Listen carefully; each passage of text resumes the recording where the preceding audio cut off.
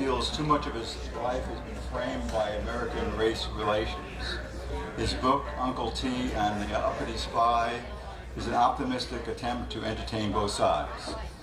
Mr. Newson is actively engaged in trying to change the lost course of history, attending public functions with his educational displays, wearing the uniform of a Confederate soldier and a bow tie depicting the battle flag.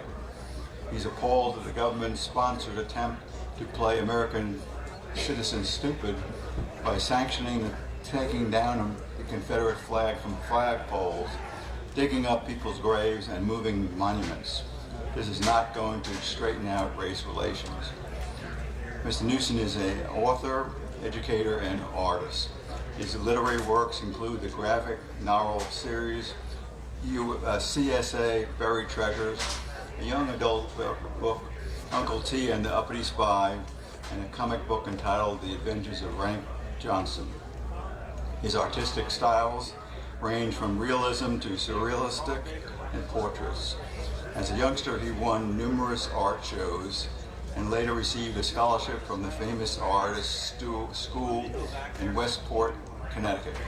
Eventually ended up working as an assistant art director at Viking Press, and as of this year has illustrated his own books. Mr. Newsom presently owns 3 companies: Green Beans Solutions, It's About Time Advertising, and Newson Publishing. He has 2 children and is currently working on his autobiography entitled I Get High Watching Paint Dry, which has a good ring to it. Through his writings and artwork, he is dedicated to teaching the world the truth about African Americans and the American Civil War, and in particular about the Black Confederates, who he feels is responsible for all Afro-American freedom. Please welcome Mr. Gregory Newson.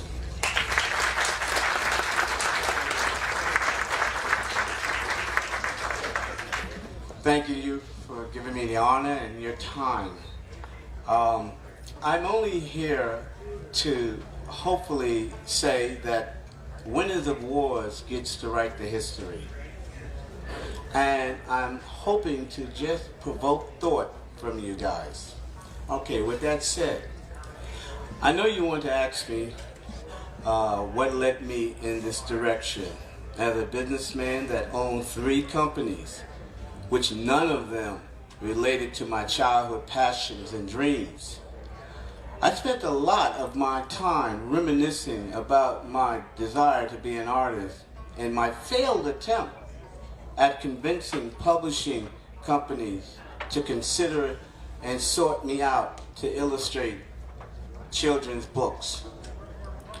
But I realize today, and this realization, it wasn't my artistic ability that prevented me from convincing others of my potential. It was my homegrown attitude, which was cultivated in grammar school, high school, and this education, how can I say it, helped me develop an attitude of grinding my axe and pointing the finger at other, preventing me from fulfilling all that I planned to be. I could not bring about the imaginary picture in my mind that I had in childhood. All of us, when we come up, we have a picture in our mind of what we want to be. And most of us work very hard to make that picture come true. Now, as an artist, I realize, and you do too, pictures are made up of colors. But we'll get back to that later. I envision myself as a great artist because I work very hard mastering the tools and the instruments to execute artistic images that gave me a sense of worth, which had nothing to do with the real world issue and the coping skills that I would need as an artist. It's not enough just to have the skills to go into an industry, you have to have the negotiation talents, the coping skills. But at the same time, in my young life, riots and hate groups were proliferating my Harlem, New York community. And as a member of the black community, I trusted what my school teachers taught me about slavery and the Civil War, and that black people were a victimized group with no willpower of self-determination, and to feel anything different made me an Uncle Tom, which I define as someone betraying his community. And I think most of us may have that same definition from what we heard in the street. Uncle Tom is something frowned upon. I felt this way a long time and accused other blacks of being Uncle Toms until I read the book and realized what an idiot I was. But that's another story too.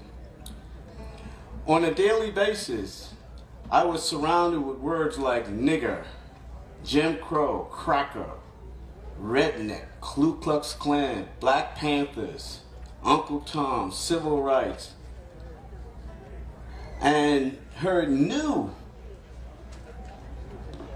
remedy-solving words like heroin, marijuana, cocaine, alcohol, as a self-medication person, and added the words cop-out, hopelessness, to my life.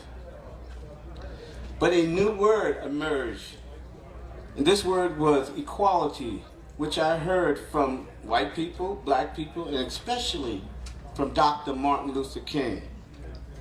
And being an artist didn't help save my soul, as I realized I had to deal with my copping out, blaming other peoples for my lack of self-respect and upward mobility. To reverse this course in my life, I say all this to realize I have truly defined and identified slavery, and also self-slavery. The Civil War that we all individuals fight in our souls. I'm sure some of you all know what it feels like, how contradictory it can be, and how it can give you a sense of hopelessness.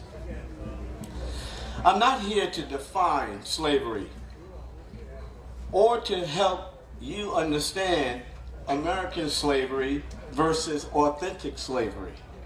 You'd probably say, what do you mean authentic slavery? Just on your own accord, try to understand the two. Many of us here, our ancestors, paid a heavy price coming here to this country. Irish, Italian, people that died on ships, died trying to struggle with the land, died at the hands of some group resenting you coming here and carving a life for yourself. I make my way to this podium just to provoke thought and to honor my personal life hero. One is Thomas Stonewall Jackson, a lawbreaker of an act to prevent all peoples from teaching slaves to read or write. And the other is Anthony Johnson, America's first registered black slave owner. Later on you'll understand a little bit more why I really admire him. Southern blacks did fight for the Confederacy, just as whites did for many of the same reasons. It was their homes, their families, and their sense of honor. Honor was a very important word during that time. With a Christian background, that they went hand in hand. The black Confederate soldiers has been, for the most part, ignored by Yankee historians and today's politically correct groups in a willful ignorance as to the sense of their duty, honor, faith, patriotism. These black soldiers demonstrated willfully. The courageous black soldiers who served in various Northern Union armies have been publicized and praised. Their brothers who fought for the South have been almost totally ignored. In actual fact, black Americans marched to war with the Southern armies from the very beginning in early 1861. In contrast, the federal Union government refused to allow black men to serve in its ranks until well into the conflict. One white Union private soldier named R.M. Dorwell wrote, while he was hastening back to his unit carrying an order, when something distracted his attention.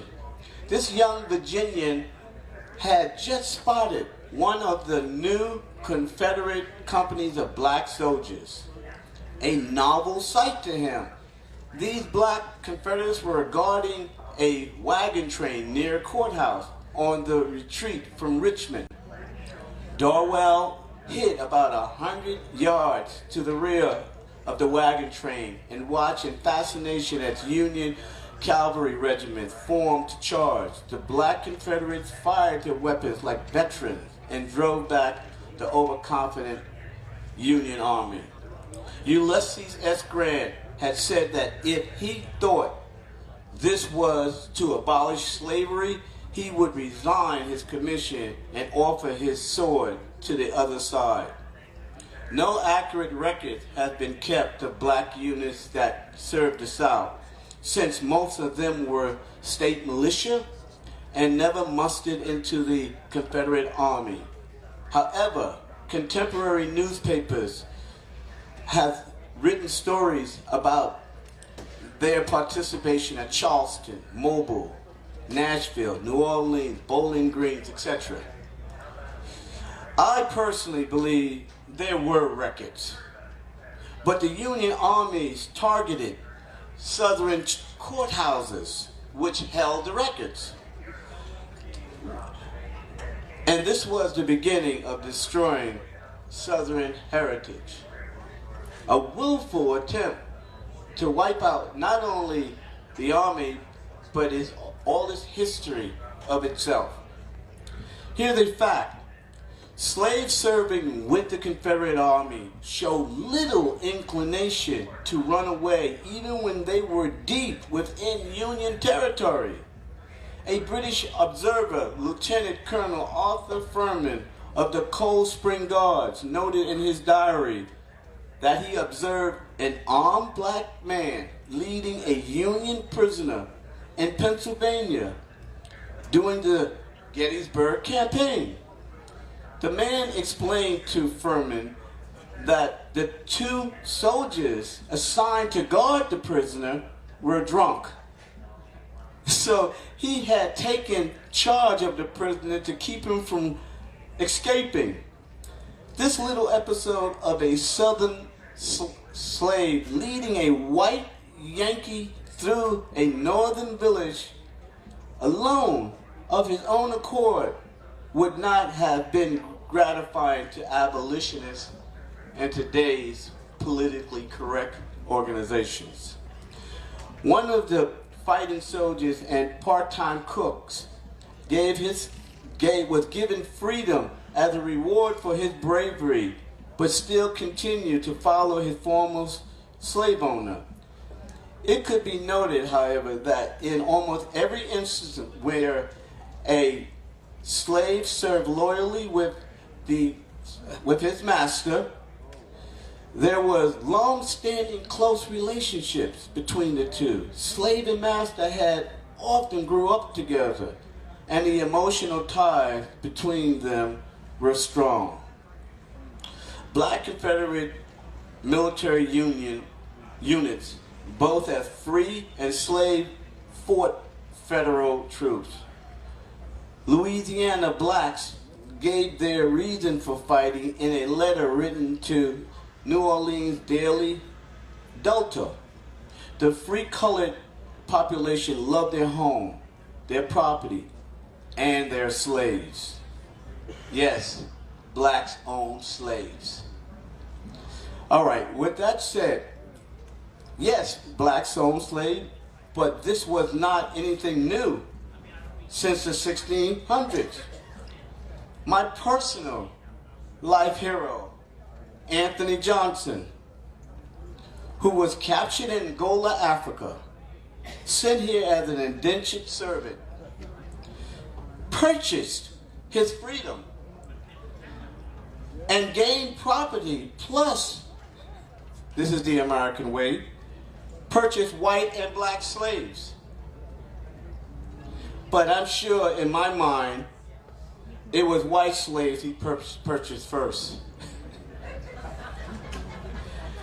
And then, because of affirmative action, he had to,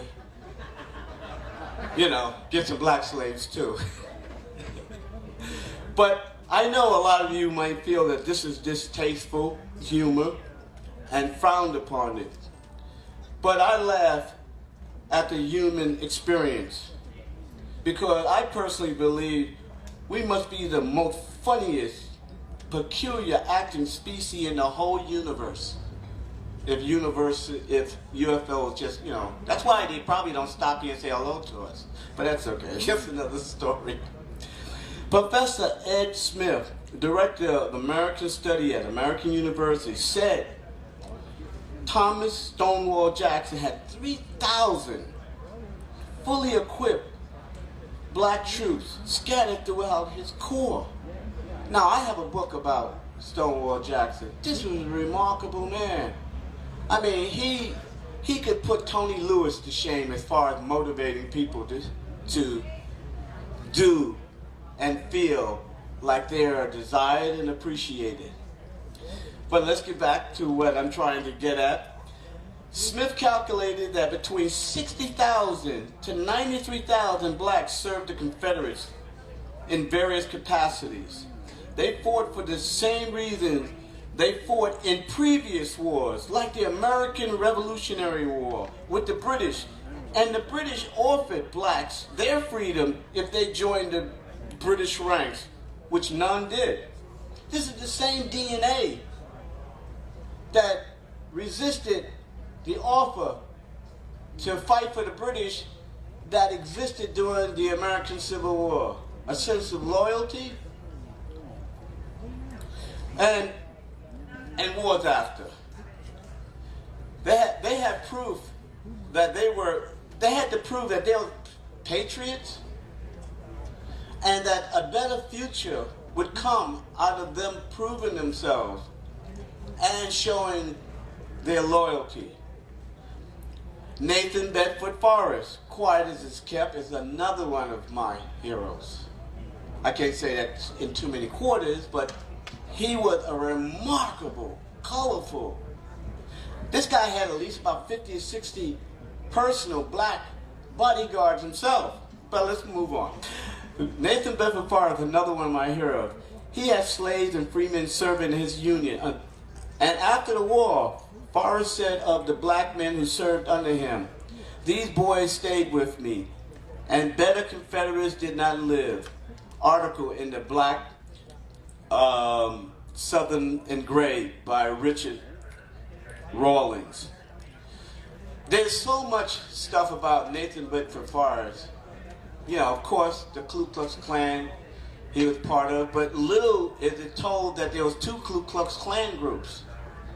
Little is told that the original Ku Klux Klan that was formed or started up to fight the black and white carpetbaggers that were coming from the north.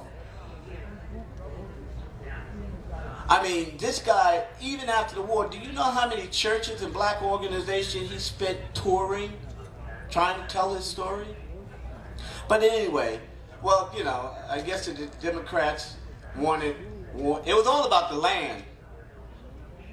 I mean, you cannot imagine how many slaves received land from their slave owners and how much land Sherman gave away of slave owners to blacks. But anyway, Greg Newson, comes from a former slave family and like to salute the Confederate monument at Arlington National Cemetery, which contains the name and picture of black Confederate soldier, and most of all, the Sons of the Confederacy veterans groups who are dedicated to giving a truer account of the war between the states. I'm so thankful to the creator of all of us. As an artist, I see things differently. The South won every battle until the signing of the Emancipation Proclamation. And the South didn't accomplish this solely because they had too many cooks, teamsters, orderlies, and flunkies. They were really fighting spirited Afro-Americans, defending their home, their sense of loyalty and camaraderie. To sum up what I'm trying to say, it was the black Confederates that's responsible for all Afro-American freedom, not the bigoted Abraham Lincoln who wanted to ship blacks back to Africa. We all know how politicians will pivot on a second to get elected. And to me, we didn't have the greatest minds running our country as we don't have today. Abraham Lincoln,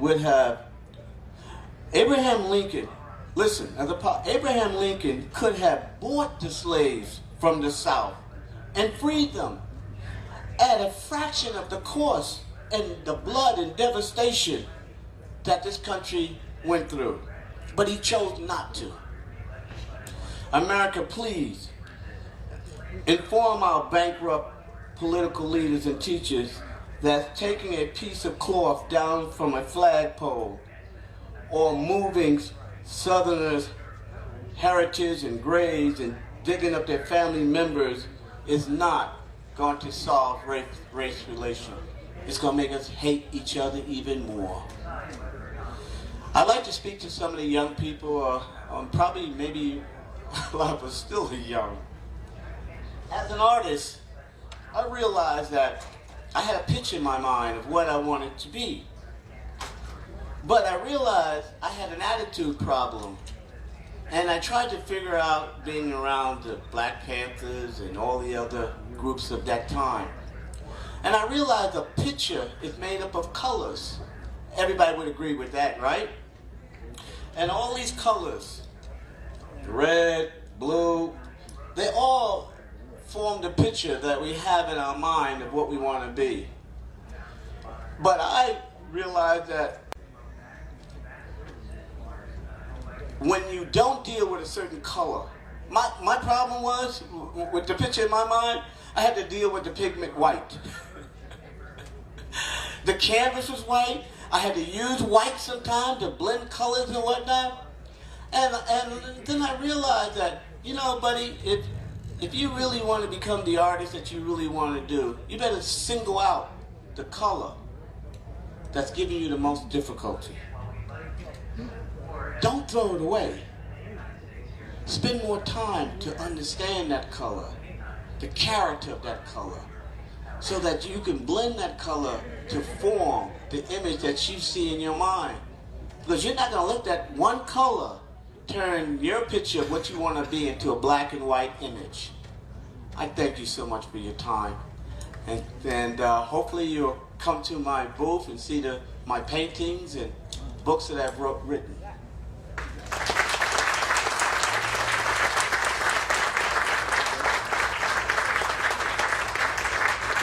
Are there any questions for Greg Newson? Anyone have any questions? Well, thank you for a very entertaining talk. And feel welcome to come and ask questions that you wouldn't ask standing up right here.